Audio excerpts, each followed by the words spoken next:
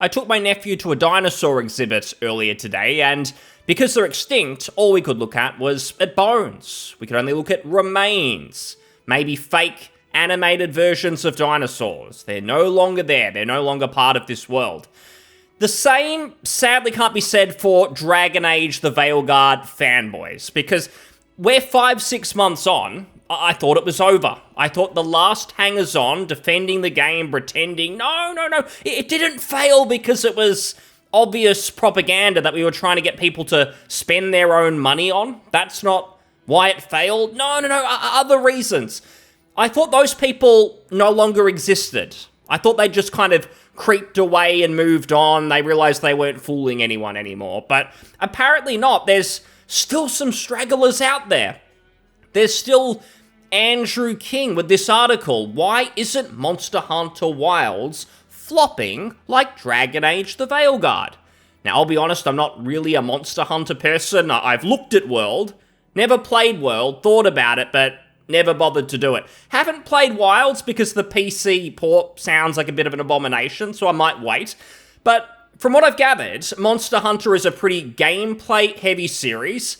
Pretty good at what it does, from what people say, and I like Capcom. I like what they've been doing in recent years. Pretty decent stuff. They're normally decent on PC, which is a shame, again, with Wilds. But it's just a gameplay-driven game. No bullshit, no agendas. Veilguard, on the other hand, we'd be here all day listing everything that is wrong with it. We'd start with the propaganda, but even just working your way down, the combat, just the general gameplay, exploration, you can't actually make a list of anything good about it. That'd be a very, very short list. So when you can't do that, when there's nothing positive to say, there's your answer. You don't need this whole article. Why did Wild succeed? Because people liked it. It's got a good gameplay loop. People were interested. Veilguard, nothing positive to say. That's kind of it. But of course, that can never be it for these people, because they're still in denial about why the Veilguard failed. So they have to write 500 words of, oh no, market realities, it's because of this statistic and that statistic. It was nothing to do with woke. There's no universe where woke played a part, DEI played a part in the game failing. What's wrong with you? Are you a cultural warrior? Are you one of those people? No, that stuff doesn't exist. That is for low IQ intellectuals. That's really it. This is what they try and convince themselves of, when it's just really, really simple. There was nothing appealing about Veilguard because it was made by people who don't really have any interest in gaming. They just thought to themselves, hey, why does BioWare need to be a video game studio? It doesn't. It can be a political organization to change the world. Let's make Dragon Age the Veilguard not just another entry in a series. This is going to be world-changing, incredible. Let's do it. That's what they convinced themselves of. They fell flat on their face. That's why it bombed. Average gamers could see that and had no interest, even if they'd liked Dragon Age in the past. That was the nice thing about Veilguard. They just made it very obvious that it had nothing to do with the older games, that you're not missing out on anything if you don't buy this. That was the nice part of Veilguard, so I appreciate BioWare for that. But people like the author of this article, in denial, been in denial for 6 months, no signs that they're coming to any sort of grips with reality. It's just not going to happen. So Monster Hunter Wilds, the latest entry is its most approachable, but it lost some of its identity in the process of sanding down some of its more unique features.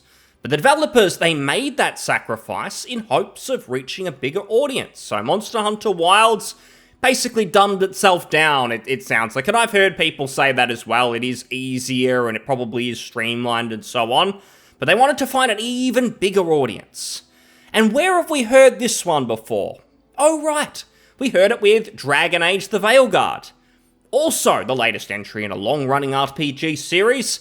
It's the most approachable entry in the franchise yet. He can say that, but he's either lying or he's misinformed, because that is not what happened with Veilguard. It was not developed to be most approachable. We made it more action on purpose because we wanted it to appeal to absolutely everyone. Maybe that played a small part, but we know what happened. They've been open about this. Even the developers, Mark Duras, who had a meltdown not long ago, in defending his team, he basically said, hey, this game, We made it as a live service first, then it changed directions, whether EA forced that or the team decided to make a change.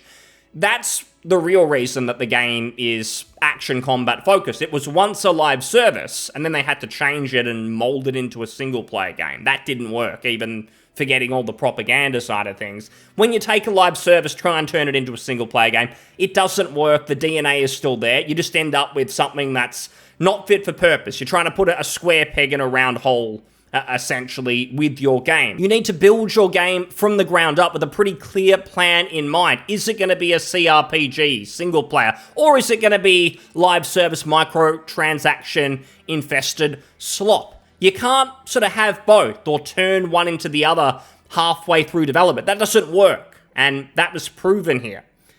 So it goes on. It may have lost some of its identity, Dragon Age the Veilguard, in the process of sanding down some of its more unique features, dumbing everything down, but the developers made that sacrifice in hopes of reaching a bigger audience. So the way he's trying to frame it is, oh, well, but they couldn't make it like Dragon Age Origins, for instance, in tone or gameplay or whatever, because they needed to chase a bigger audience of people.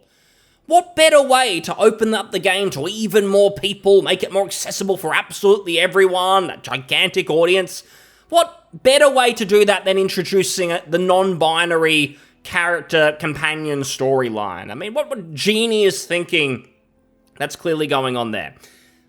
What this really is just a whole lot of nothing, like pretending that the whole reason that the tone is different and everything else, oh, it's because they just want to chase more people. That isn't what happened even remotely. It's because the people who work at BioWare these days, unless they've been fired already, we know the director was moved on or they were kicked out, let's be honest, but these people were not capable of making a game with the tone or even just the competence of a Dragon Age Origins or something. They're simply not there anymore. It wasn't a conscious decision to not make a Dragon Age Origins 2, a spiritual successor to really the only great game in the series. They went in this different direction because they wanted to do it. It's the only thing that they can do to make these awful-looking characters, to talk down to the audience, and basically just use every line of dialogue in the game, not as being entertainment, but to tell their truth or something. That's all that these people do. This was not like smart business trying to open up to more people. That's not what happened. These people are genuinely crazy. That's how you ended up with the Veilguard. So that's the excuse, supposedly, for Veilguard changing directions and how it's got so much in common with Monster Hunter Wilds. But of course, Monster Hunter Wilds has been a huge hit, shifting 8 million plus copies in a number of days. Fastest selling game for Capcom. Amazing. Veilguard, meanwhile, only managed to shift 1.5 million units in its first quarter. Is that even true? I thought it was player numbers. So it seems that this guy, because he's just defense force for this game, he's the last straggler, he's making things up now. Unless new numbers have come out that I haven't seen, I'm pretty sure there was nowhere that even said that the game had sold over 1 million copies, because if we're talking just player numbers, you had EA Play or something, some subscription. So it's not necessarily that people bought this. And it's been discounted as well very quickly. So certainly not full price sales, which is saying something given how few copies it sold overall. Once players actually got their hands on the game, tides turned quickly and Veilguard was unable to break out into the mainstream. Could it be because the word of mouth was so abysmal? Not just because the combat was mediocre or the content just wasn't that good, but just that tone of the game. Once people saw, hey, this isn't even an entertainment product. This is just weird. The people making this, again, insane. Who wants to spend their money on this when it's just a political prop, essentially? People got that message and decided not to buy it. That's why it didn't break into the mainstream. Both games were attempting to grow beyond their established fan bases, to reach a more mainstream audience, and delivered a somewhat watered-down experience. So why did the strategy work for Monster Hunter but so poorly for Dragon Age? Now, as I said, I'm not that informed on Monster Hunter, but that seems just peak delusion. The idea that Wilds is so different from World, for instance, that it's in the same Stratosphere is the Veilguard in how it is different from Origins and other old BioWare RPGs. Like, come on, like, trying to compare these two. Again, it's purely agenda-driven. This idiot, if you drill it right down and you take away all of the fluff, he knows deep down that Veilguard failed because of the tone and because no one is interested in these just weird-looking characters that have absolutely no appeal. The problem is this person supports that change in direction, not just for Dragon Age, but all of gaming. Having characters like Tash, not even just because it's a non-binary character, but just the look of the Canary. You can't even say Disneyfied, because Disney was once appealing. Like, this look is just awful. No one thinks it's remotely cool. No one wants to play at it, especially when men are the bulk of the audience. Like, come on. It's just lame, but people like this, the BioWare developers, are upset because people didn't support their worldview, which is turning everything into products that look like Dragon Age the Veilguard. They thought they could force it in. It hasn't worked, so now it's a million excuses. No, it was nothing to do with the look and feel of the game. No, it was a million other things. Stop it, culture warriors. Stop talking about actual reality. Delude yourselves like us. That's what they're trying to do with articles like this. Room to shrink. The most straightforward answer is that Monster Hunter had a lot more rough edges to sand off. It's a series that's known for complex combat, multiplayer, interlocking systems that aren't always, well, blah, blah, blah, blah. It's nothing to do with systems or anything like that. Let's just walk back a second. Monster Hunter is a fun series to people. They like the gameplay loop. They made it easier, much simpler for people to maybe jump in and have a good time. That's probably why Wilds is doing extremely well. Again, World seemed to be a massive success as it was. And I honestly think that if this was just Monster Hunter World 2, it probably would have been just as successful. There was a lot of buzz around a sequel to World, and that's just coming from someone who barely knows anything about Monster Hunter. I think it's just a really simple reason for why it was a big success. They made a great game, and they followed it up with a sequel, which looks similar. I'm sure that's why. Meanwhile, you get Veilguard. What's his analysis of that? The Veilguard's problem is that Dragon Age was never as tough to understand as Monster Hunter. What does that even mean? Like, Origins, Dragon Age 2 Inquisition, they're all like totally different games. That was the whole problem with Dragon Age, is it never really had an identity. And it seemed like each time that they changed it, they just made it progressively worse. That was the problem. So, I don't know what you mean by never as tough to understand as Monster Hunter. It seems like people are very easily jumping into Monster Hunter. Origins had a lot of role-playing depth and detailed real-time with paused combat, but the previous entries had already moved away from that by the time Veilguard rolled around.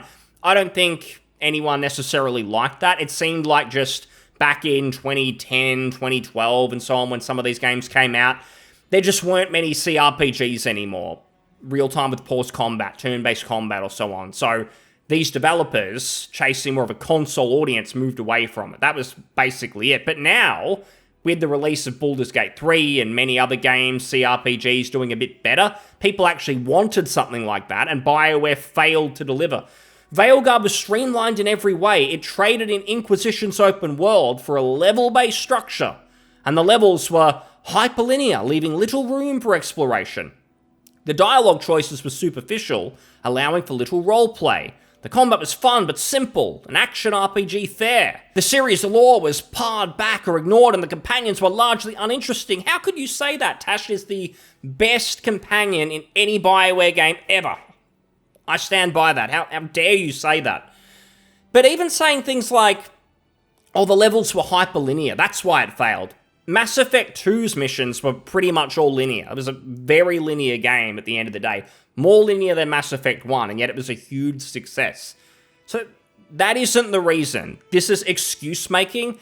If the Veilguard simply looked cool, if it had the tone of Dragon Age Origins, I think it sells 5+ million copies with even just the same content, honestly. It could have even had some of the same agendas in it, like with Tash and other things. But if it actually just looked cool, I think people would have jumped onto it, even if they found some problems with it later, or even if the content wasn't that great and everything like that, even if it had the live service DNA and all of that sort of crap. If it just looked cool, it would have sold way better because of the Dragon Age name alone. Because of how abysmal it actually looked. It's not simply an art style thing, we all know what I'm talking about. It's the people who make these games, they're crazy, they're not capable of making anything that looks, we'll say, slightly edged. It has a little bit of edge to it. They just can't do it.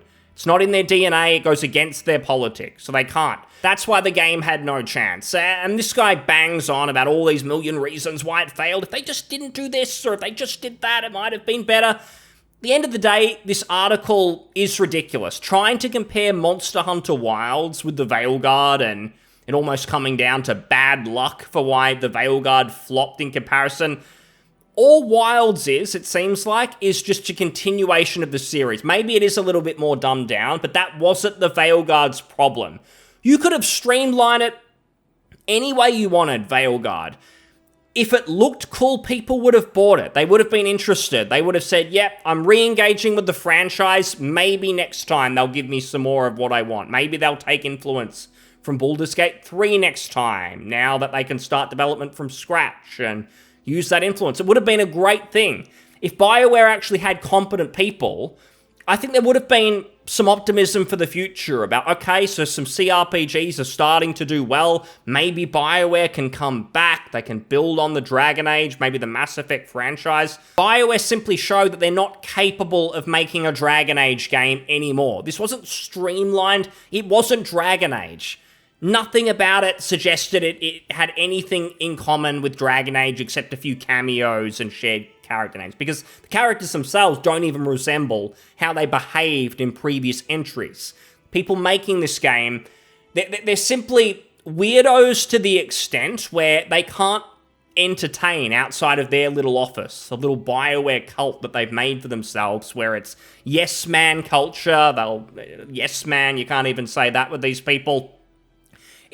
That's just all it was. People agreeing with each other, pretending that shit ideas are good because no one wants to speak up and say, this is bad. Hang on, we need to think about who we're selling to. Like, there's a gaming market that we need to appeal to. We've got to make this in a way that's actually exciting to the general public. But these people are just so loony, they can't even see that. They can't see beyond their four walls, their little echo chamber, the Dragon Age Reddit, or wherever they're looking for feedback. They just won't have it.